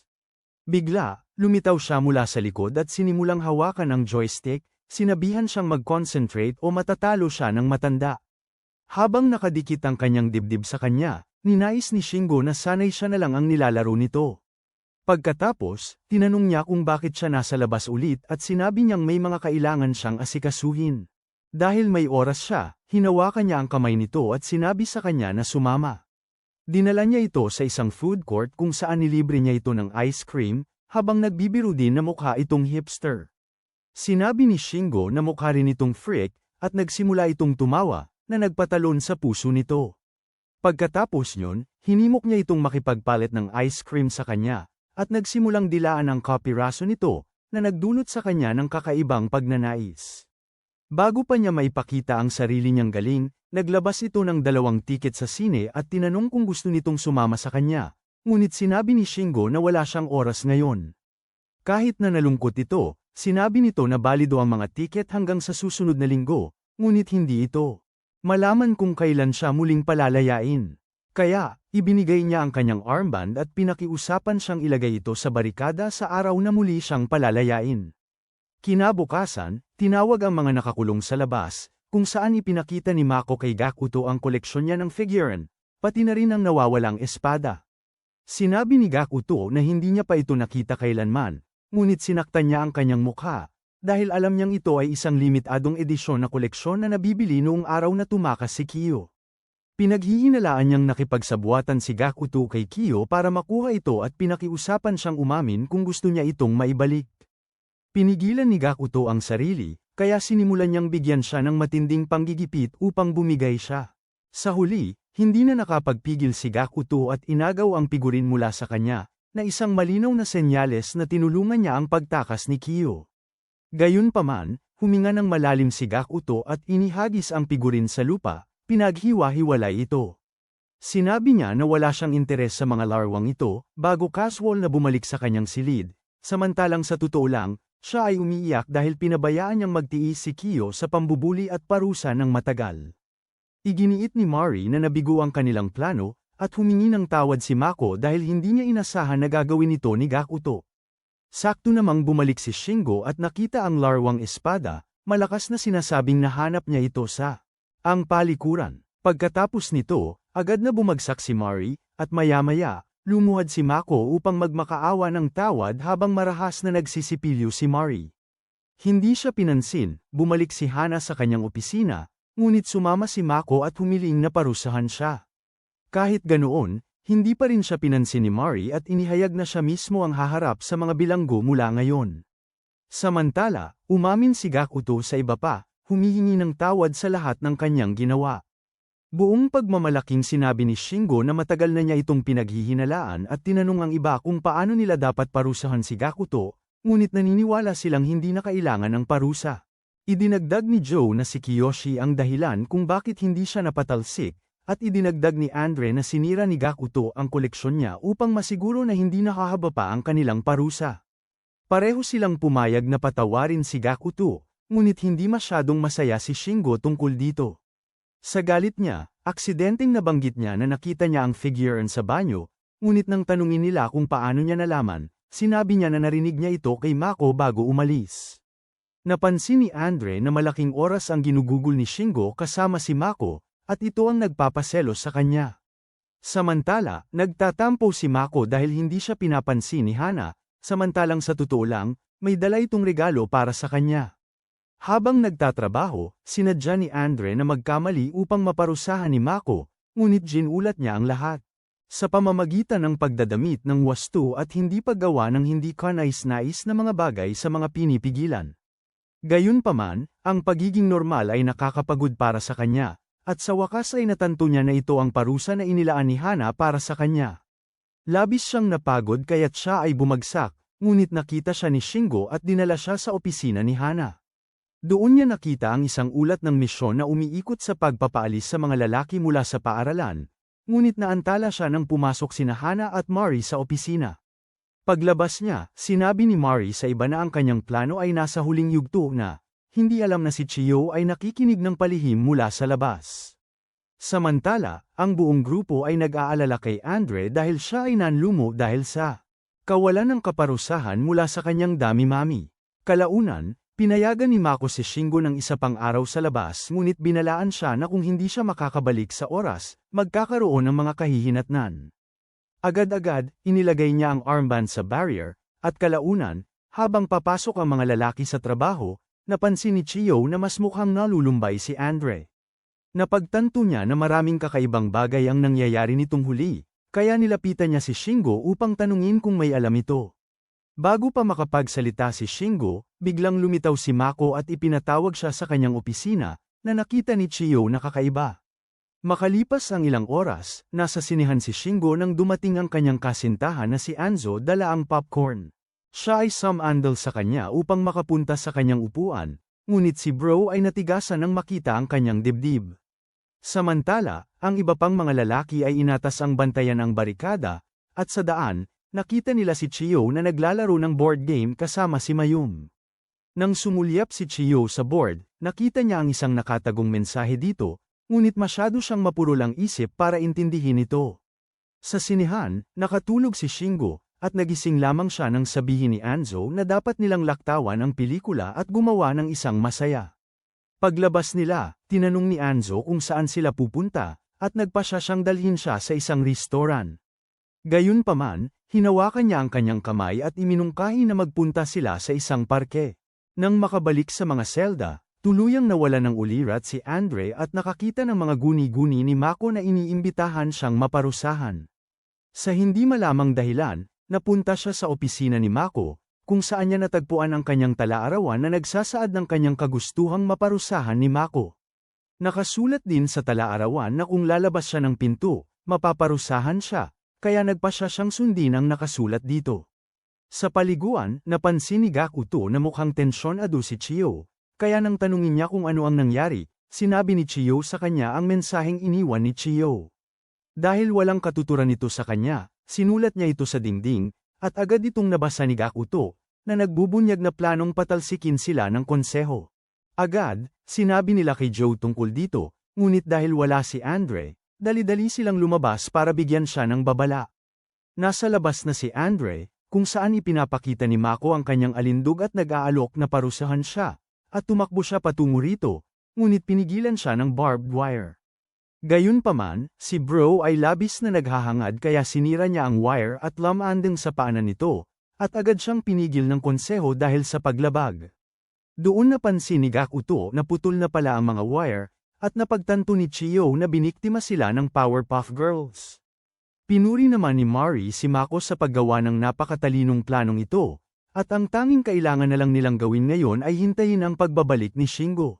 Si Shingo ay nakikipaglibang pa rin kay Anzo sa parke, at nang sabihin niya rito na nakatulog siya sa pelikula, kinurot nito ang kanyang pisngi, na labis niyang ikinatuwa. Nang makita ang mga labi ni Anzo, naging parang caveman si Bro at gumawa ng nakakatakot na mukha na nagpatres sa kanya. Nang tanungin niya kung bakit ganoon ang mukha nito, sinabi ni Shingo na normal lang yun dahil kinukurot nito ang kanyang pisngi. Hinimok ni Anzo na kurutin din niya ang kanyang pisngi upang makita kung totoo yun, at habang ginagawa niya yun, ipinikit nito ang kanyang mga mata, umaasa na hahalikan siya. Ngunit, bumangon si Shingo at sinimulang sitihin ang ilang pasaway na bata na nambubuli ng ibang bata, at ang kilos na ito ay nagpamulat kay Anzo na mabuting tao si Shingo. Kapag nakikipagtalo sa kanya ang mga bata, sinisigawan niya sila na magpakatino, na nagpaiyak sa kanila, at ang binubuli na bata ay talagang naghagis ng buhangin sa mukha ni Shingo at tinawag siyang bully. Pagkaalis nila, nilapitan siya ni Anzo at sinabihan na huwag nang masyadong isipin yon. Ngunit nagsimulang magtampo si kuya dahil naging bully din siya kay Chiyo. Inamin ang lahat ng kanyang mga maling ginawa, nagpasya siyang bumalik sa lugar kung nasaan ang mga bata at humingi ng tawad sa kanila. Ngunit nagsimulang umiyak si Anzo, na ikinagulat niya. Pagbalik sa lugar, sinabi ni Mari sa mga bata na ito ang kanilang pangalawang paglabag, na nangangahulugang ang kanilang panahon doon ay madaragdagan ng 3 buwan. Wala si Shingo doon. At sinabi ni Mako na kung kahit isang segundo siyang malate, ituturing yun. Ang huling paglabag na magreresulta sa pagpapatalsik. Lumabas na binigyan ni Hana si Anzo ng posisyon sa lihim na konseho ng mga mag-aaral. Ngunit kapalit nito, hiniling siyang makipagkaibigan kay Shingo. Ang plano ay panatilihin si Shingo sa labas ng paaralan at magdulot ng ikatlong paglabag upang silang lahat ay mapatalsik sa paaralan. Nakonsensya si Anzo sa paglilinlang sa kanya at inamin ang lahat, maging ang pagpapalit niya ng timer sa relo nito. 5 minuto na lang ang natitira kay Shingo, at habang matiyagang naghihintay si Mako na matapos ang oras, umaasa ang mga lalaki na makabalik siya sa oras. Sa daan, muntik nang masagasaan si Shingo ng isang truck, at ang driver ay lumabas na isang manggagawa sa ang paaralan. Ang lalaki talaga ang naghatid sa kanya pabalik sa paaralan sa tamang oras. Ngunit nang subukan ni Shingo buksan ang pinto, hindi ito bumukas. Sa kasamaang palad, naubos ang oras, at ito ang nagresulta sa ikatlong paglabag, na nangangahulugang silang lahat ay pinatalsik sa paaralan. Maya-maya, habang nakaupo si Shingo na lubos na binabagabag ng konsensya, sinabi sa kanya ni Chiyo na sinuntok niya ito nang gawin ni Chiyo ang kaparehong bagay sa kanya. Sinabi ni Shingo na ayos lang sa kanya masuntok din. Kaya marahang tinapat ni Chiyo ang balikat niya at sinabing tabla na sila. Pagkatapos niyan, pinatawad nilang lahat si Shingo dahil minanipula rin siya ng konseho, at ito ang nagpaiyak sa kanya. Pagkatapos ay umamin siya sa lahat na baka near-is niya talaga si Anzo, at nagpakasawa rin siya. Sa kanyang mga pakana sa pelikula, agad-agad, pinagbubugbog ng husto ng lahat ng lalaki ang binata, dahil itinuturing nilang hindi mapapatawad ang krimeng ito. Kinabukasan, dinala silang lahat sa opisina ng chairman para sa pagpapatalsik, ngunit biglang pumasok si Chiyo at inungkap na ang lahat ay isang planong binuo ng konseho, nang banggitin niya ang DTO. Dokumentong nakita niya, pinabulaanan ito ni Mari dahil inutusan na niya si Hana na alisin ito. Sa kawalan ng ibang pagpipilian, umalis na lang si Chiyo sa silid, pagkatapos ay pinilit ni Mari ang chairman na sundin ang mga patakaran at patalsikin ang mga lalaki. Matapos siyang pumayag, bumalik ang mga babae sa kanilang opisina para mag-party, at nagpasya si Mako na mag-pull up sa pinto para magdiwang. Sa kalagitnaan, binuksan ni Anzo ang pinto at pinabagsak siya, bago umamin sa kanyang pagkabigo na gampanan ang kanyang gawain. Kahit na, hindi nagalit si Mari dahil nagtagumpay ang misyon, ngunit pagkatapos siyang paalisan, hiniling niya kay Hana na pagmasdan siya. Pagkatapos, tinanong ni Hana si Mako kung kailangan niya ng tulong dahil nasabit ang kanyang plot cover sa hawakan ng pinto, ngunit sinabi niyang maayos lang siya. Nang sinubukan niyang palayain ang sarili, napunit ang kanyang plot cover at bumagsak siya. Inalok ni Mari ang kanyang tulong, at nang tinanong ni Hana kung kailangan niya ng bagong pares ng plot covers, sinabi niyang hindi at umalis ng nakakomando. Samantala, sa mga selda, ayaw sumuko ng ganoon kadali ang mga lalaki, at doon na naalala ni Shingo ang isang mahalagang bagay. Sabi niya, nakita na niya ang isang dokumentong may titulong DTO, dati sa isang computer screen, at naisip ni Chiyo na ang dokumento ay naroon sa tanggapan ng pagwawasto. Kailangan lang nilang makapasok sa opisina at hanapin ang file, ngunit naniniwala ang mga lalaki na wala na itong patutunguhan dahil tiyak na nabura na ng mga babae ang file. Doon ibinunyag ni Gakuto na isa siyang henyo sa computer, at kaya niyang ibalik ang mga naburang file at email. Naniniwala pa rin ang mga lalaki na imposible ito dahil 2 linggo na lang ang natitira sa kanila, ngunit minumotiba sila ni Chiyo na huwag sumuko. Di nagtagal, dumating si Mako dala ang pagkain, ngunit aksidente niyang nahulog ang kanyang sirang takip ng plot sa sahig. Habang yumuyuko siya para pulutin ito, ay nabigyan niya si Chiyo ng malapitan na tanaw sa kanyang tako, at sa sandaling iyon, sumumpa si Chiyo na gagawin ang lahat upang maiwasan ang pagpapatalsik. Kinabukasan, habang nag-aalmusal ang mga lalaki, nagtataka sila kung paano sila makakapasok sa tanggapan ng pamamahala dahil palaging nandoon si Mako.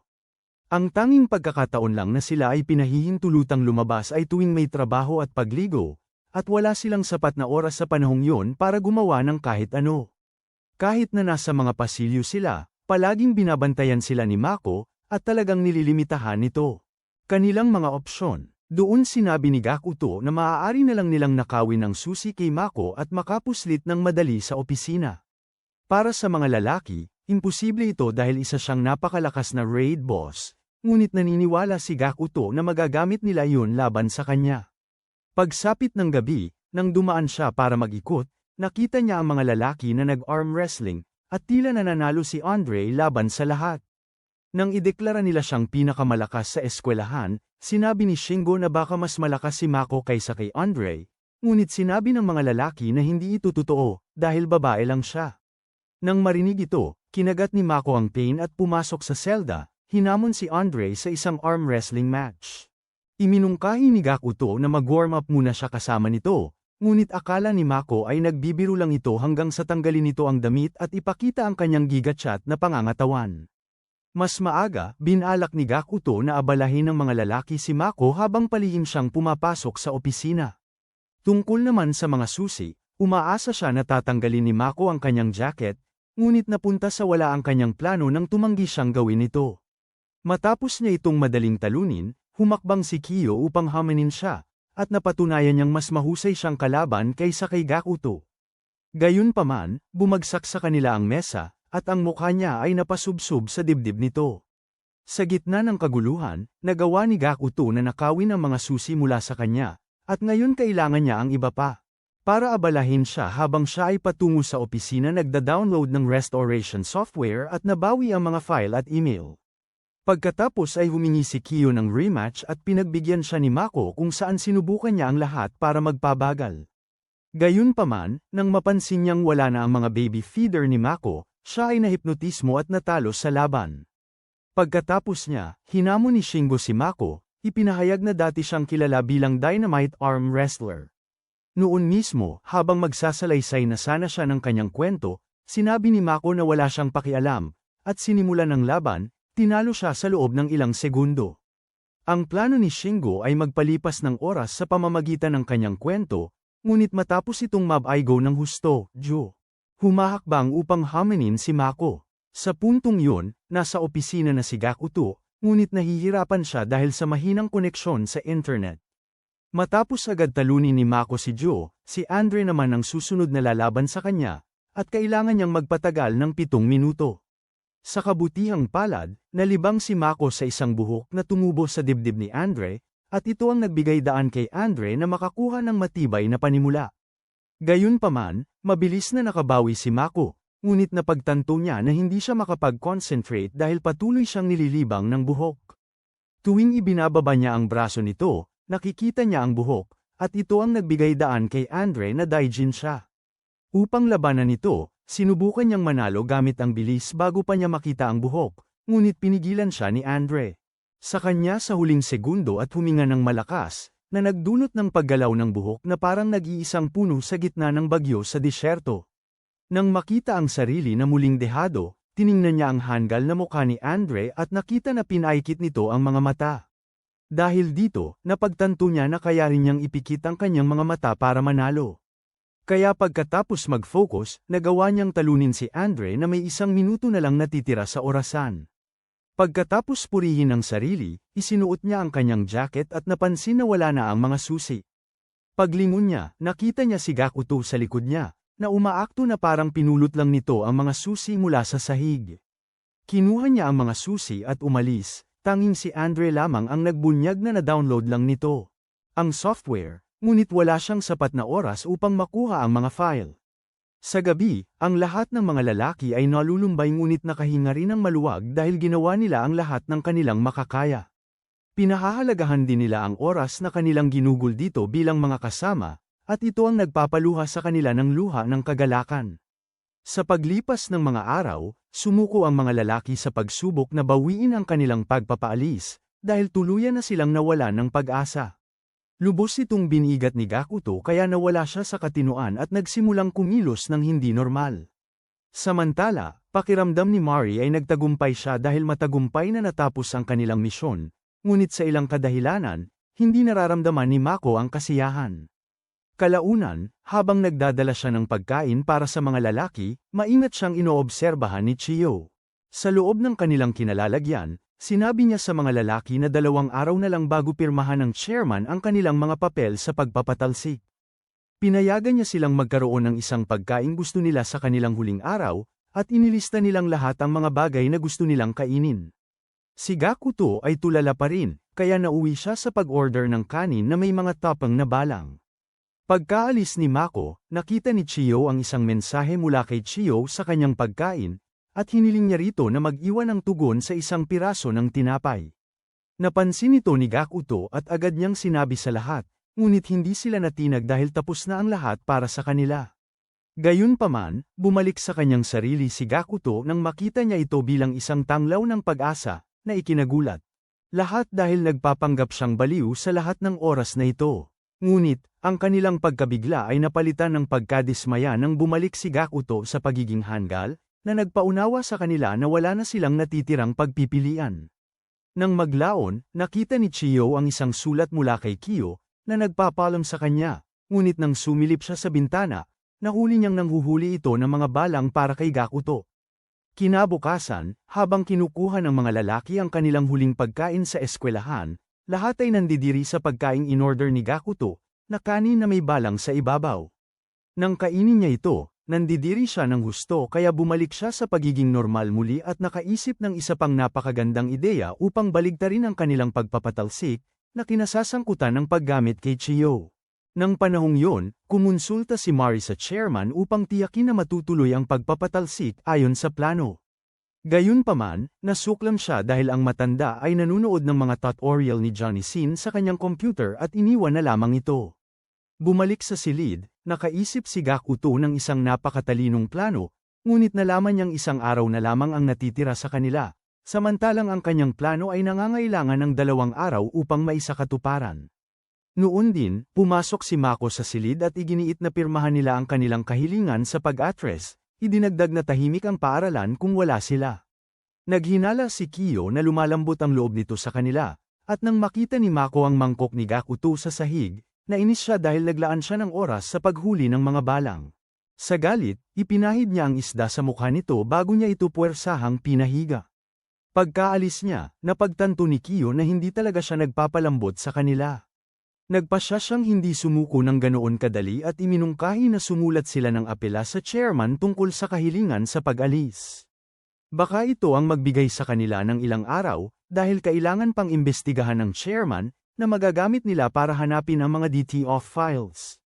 Si Shingo ay hindi gaanong umaasa, ngunit ipinapaalala ni Kiyo sa kanya na mayroon silang paligsahan sa wet t-shirt sa tag-araw, at magkakaroon siya ng buong OP buffet kung paano man siya manatili sa paaralan hanggang noon. Kinabukasan, nang dumating si Mako para kunin ang kanilang mga kahilingan sa pag-alis, nakita niyang may nakakabit na apela dito, at nakikiusap sila sa kanya na ihatid ito sa chairman. Pumayag si Mako na gawin ito, ngunit galit na galit pa rin siya sa dami ng itinatakbo niya para lang mahuli ang mga balang. Ilang oras ang lumipas, habang naghihintay ang mga lalaki sa susunod na mangyayari, dumating si Mako at sinabi sa kanila na kunin ang kanilang mga gamit. Paglabas nila, nakita nila na pinunit ni Mako ang kanilang apela at itinapon ito sa labas, na nangangahulugang nawala na ang lahat ng pag-asa para sa kanila. Samantala, si Hana naman ay nasa klase sa pagluluto, at malapit nang maglagay ng kabute sa kanyang ulam. Gayunpaman, nalaglag ang isa at yumuko siya para kunin ito, dahilan upang dumulas ang isa pa sa pagitan ng kanyang mga cake. Agad nitong binuksan ang kanyang alaala ng araw na sila ni Kiyo ay nasa ilalim ng kama sa opisina ng nurse, labis niyang ikinagulat. Sa kabilang banda, umakyat ang mga lalaki sa hagdan papunta sa opisina ng chairman, kung saan sila binati ni Mari nang nakangisi.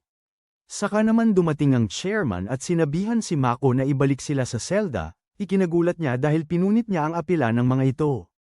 Balik sa selda, nalilito ang mga lalaki, kaya inihayag ni Kiyo na ginamit niya lang ang apela bilang panlinlang. At ang tunay na mensahe ay nakasulat sa mga withdrawal request, na hindi kailanman tiningnan ni Mako. Lumabas, nandoon si Kiyo nang makita niya ang chairman na ibaon ang kanyang tumpok ng mga sensitibong materyales, at ginamit niya ito bilang pangingikil para makipag-usap sa kanya. Samantala, habang naghihintay si Mako sa labas ng mga selda, dumating si Hana na may hawak na kutsilyo sa isang kamay at isang kabute sa isa pa, gustong hiwain ang kabute ni Kiyo. Sa panahong yun, sinabi ni Kiyo sa chairman na isinulat lang niya ang isinulat niya para makuha ang atensyon nito, at pagkatapos ay sinabi niya rito na sila ay pinagplanuhan ng Underground Student Council. Gusto nila ng 3 karagdagang araw upang makakalap ng ebidensya, at sumang-ayon ang chairman na ipagkaloob ito kung sasagutin nila ng tama ang kanyang tanong. Tinanong niya kung mas gusto nila ang melon o cake, kaya nalaala ni Kiyo ang mga larawan sa mga magasin ng chairman at pinili ang cake. Nagliwanag ang mga mata ng chairman habang sinasabi niyang ang sinumang lalaking mahilig sa cake ay hindi kailanman magiging masama, ngunit gusto niyang malaman kung bakit nila pinili ang cake kaysa sa melon bago niya ipagkaloob ang karagdagang araw. Nagpasya ang chairman na pag-usapan kung ano ang pinakamahusay na sagot, ngunit tinanggihan ng chairman ang lahat ng diskusyon at iginiit na si Kiyo ang magbigay ng sagot ng mag-isa. Samantala, galit na galit si Hana at nais ipadala si Kiyo pabalik sa Diyos, ngunit alam ni Mako na hindi ito ang tamang oras para magkagulo, kaya pinigilan niya si Hana hanggang sa mawalan ito ng malay.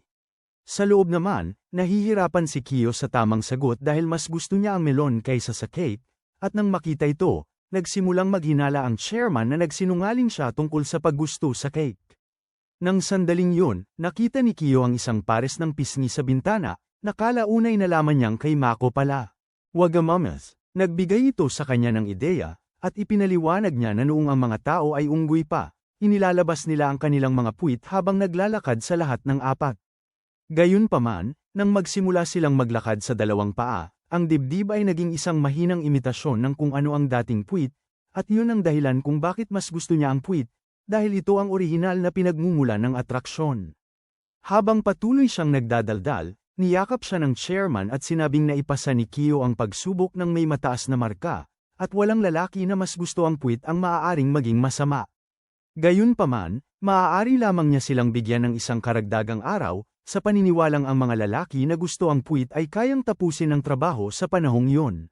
Pagkatapos, lumabas siya kung saan tinutulan ni Mari ang kanyang desisyon, ngunit ipinaalala niya rito kung sino ang nagpapasya bago siya umalis.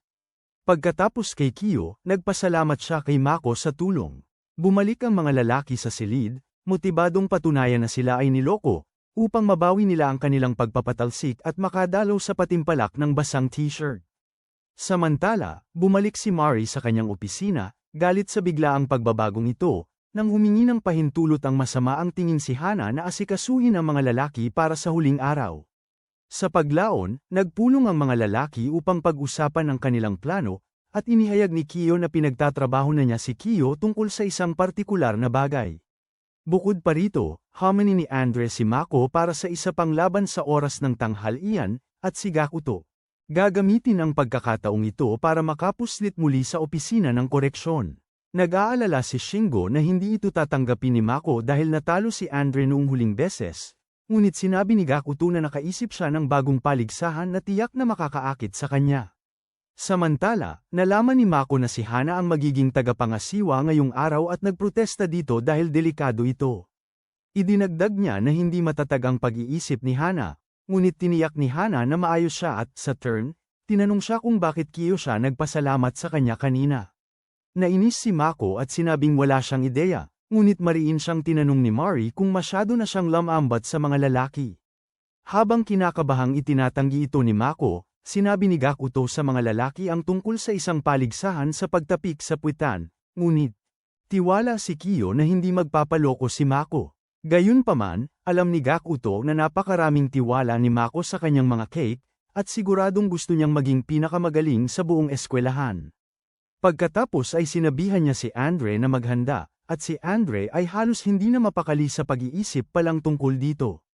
Sa sandaling yun, nawala ang kanilang buong plano nang pumasok si Hana dala ang pananghalian, ngunit nagpa siya pa ring subukan ni Gakuto ang kanyang kapalaran.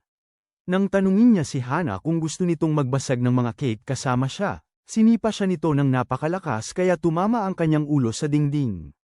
Pagkatapos nyon, naghain siya ng pagkain sa lahat, at nang turn na ni Kiyo, mahigpit niyang hinawakan ang braso nito at ibinulong na sa wakas ay naaalala na niya ang nangyari noong araw na yun. Habang pinagpapawisan si Kiyo, ipinangako niyang babawian siya bago matapos ang araw. Pagkaalis niya, sumama si Kiyo sa iba pa sa mesa, ngunit napansin ni Gakuto na may nakakatakot siyang tingin. Samantala, si Mako ay nagpapawis sa paggawa ng push-ups upang parusahan ang sarili dahil sa pagkabigo kay Marie. Saka naman pumasok si Marie at tiniyak sa kanya na hindi siya nagagalit, at habang pinupunasan ang kanyang pawis, ipinaliwanag niya na sinimulan ng hulaan ng mga lalaki ang kilos ni Mako. Nagulat sa kanyang pagiging mapagmalasakit, humingi ng tawad si Mako kay Marie, at binigyan siya ni Marie ng bagong gawain para sa araw na ito.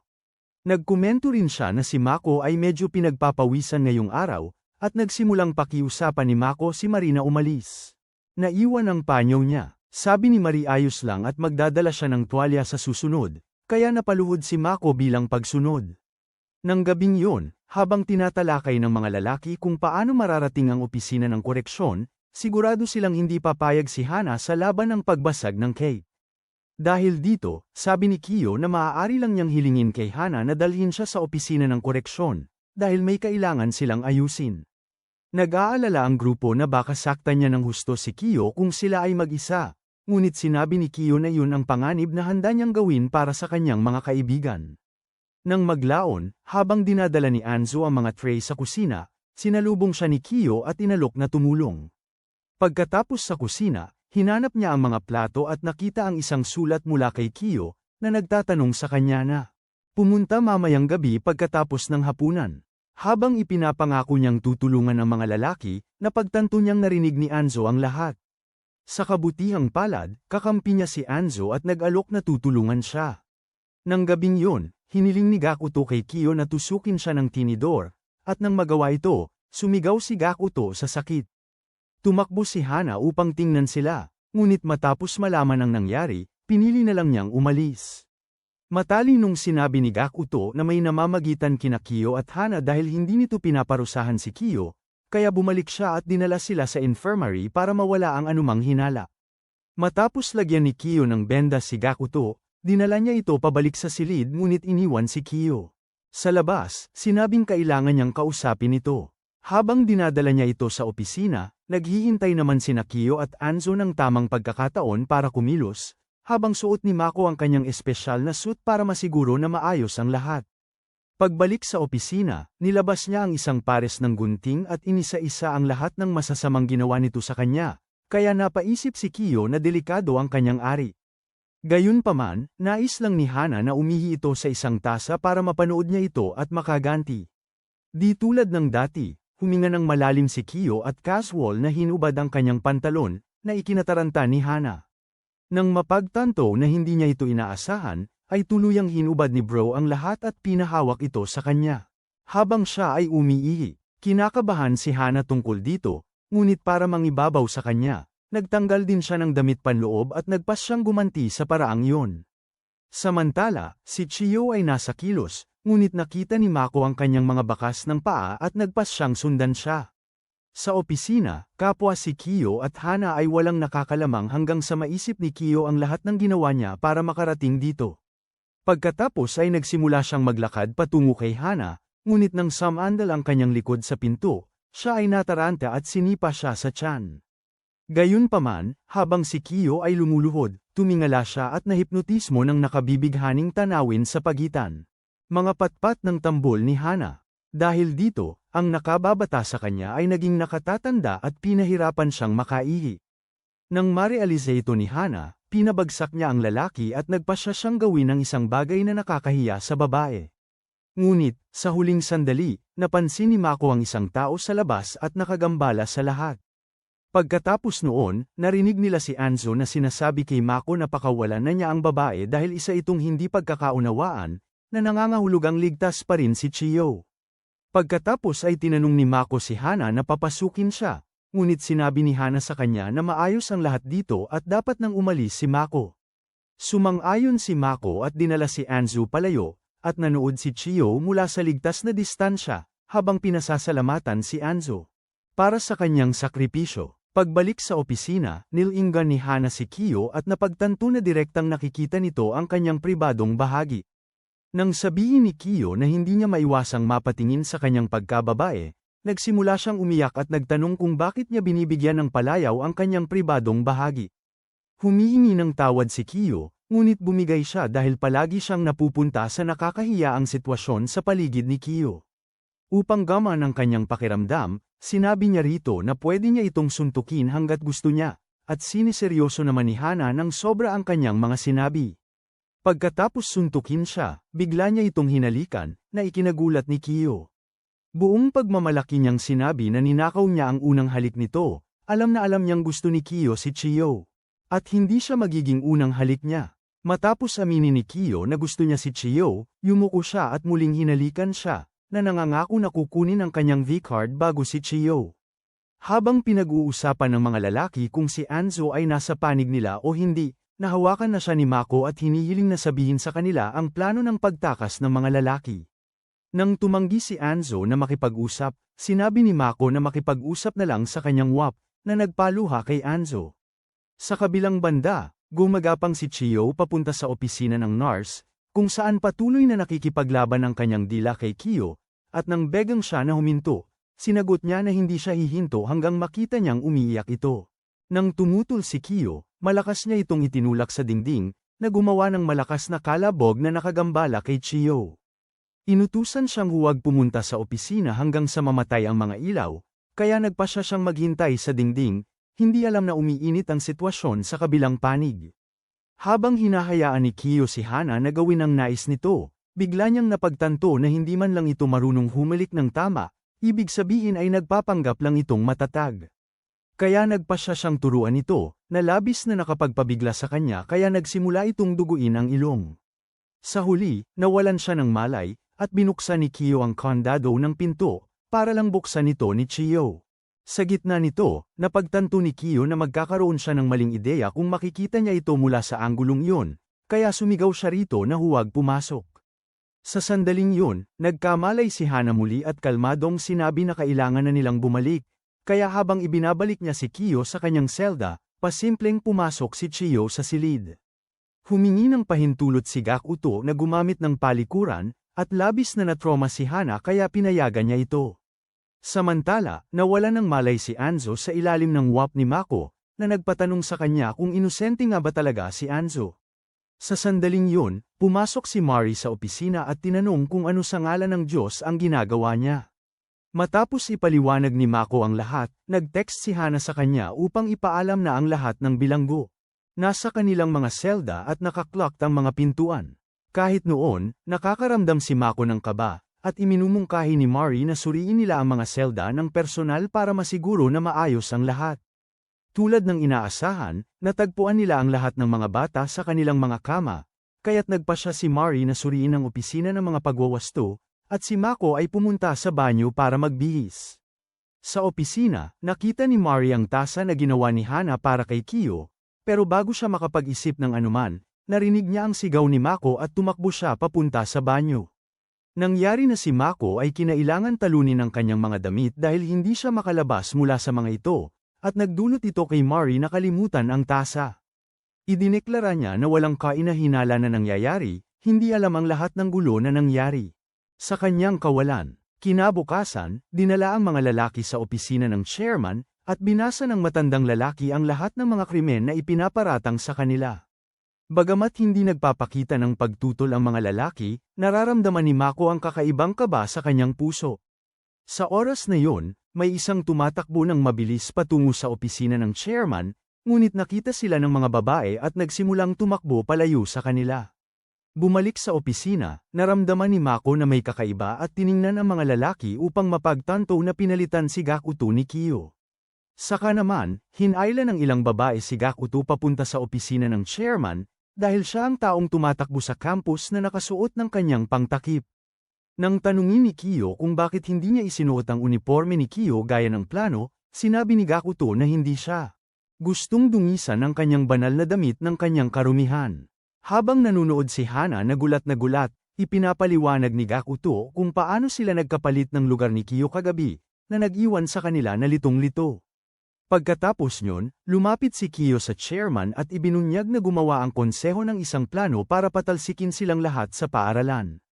Pinasinungalingan ni Mari ito, dahil walang tala para sa ganoong misyon, ngunit ibinunyag ni Kiyo na nabawi ni Gakuto ang mga naburang file mula sa kanilang computer. Hindi makapaniwala si Mari dahil siya mismo ang nag-check sa tanggapan ng pagwawasto, ngunit ibinunyag ni Gakuto na matagumpay na ang kanyang plano sa panahong yun.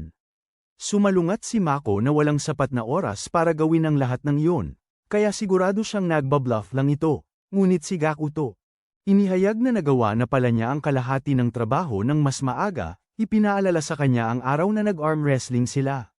Pagkatapos ay kinuha niya ang isang drive mula sa kanyang mga cake, at luha ang iniabot ito sa chairman. Matapos isaksak ng matandang lalaki sa kanyang computer, nabunyag ang plano ng babae, na nagdulot ng hiya sa kanila.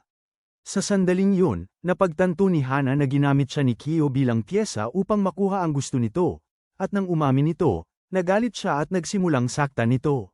Nakakagulat, sumingit si Mari at tinamaan sa mukha, sinabihan si Hana na huminto dahil tapos na ang lahat. Humingi siya ng tawad sa kanilang dalawa dahil sa pagpilit sa kanila sa kanyang mga plano, at matapos niyang umamin. Sa lahat ng bagay, ipinangako ng chairman na parurusahan siya mamaya. Sa ngayon, ipinawalang sala niya ang mga lalaki sa lahat ng krimen, at pagkalipas ng ilang minuto, pinakawalan ng mga lalaki na nakasuot ng kanilang opisyal na uniforme ng paaralan. Pagkalipas ng ilang araw, pinapakain ni Chiyo si Kiyo gamit ang sarili niyang mga kamay. Nakikipag-date si Shingo kay Anzo. Hinahangaan si Andre ng kanyang mga kaklase. Nakahanap din si Gakuto ng isang babae na may kaparehong interes, at payapang itinaas ni Joe ang kanyang mga kamay. Samantala, si Kate, ang presidente ng Student Council sa ibabaw ng lupa, ay nakipagkita sa chairman at humiling na parusahan niya ng husto ang Underground Student Council, dahil si Hana ay kanyang anak na babae. Sumasang-ayon ng chairman sa kanyang mga hinihingi, binibigyan sina Hana, Maiko, at Mari ng mahigpit na parusa sa bilangguan. Habang kumakalat ang balita tungkol sa kanilang pagkabilanggo, sinalubong ang mga batang babae ni Kate at ng kanyang mga kasamahan, na pinilit silang isuot ang kasuutan ng bilanggo at nahihiyang inakay sila papunta sa kanilang mga selda habang pinapanood ng buong paaralan. Iyan na ang lahat para sa video na ito. Mag-iwan ng like kung nagustuhan mo at panoorin ang video na ito sa screen.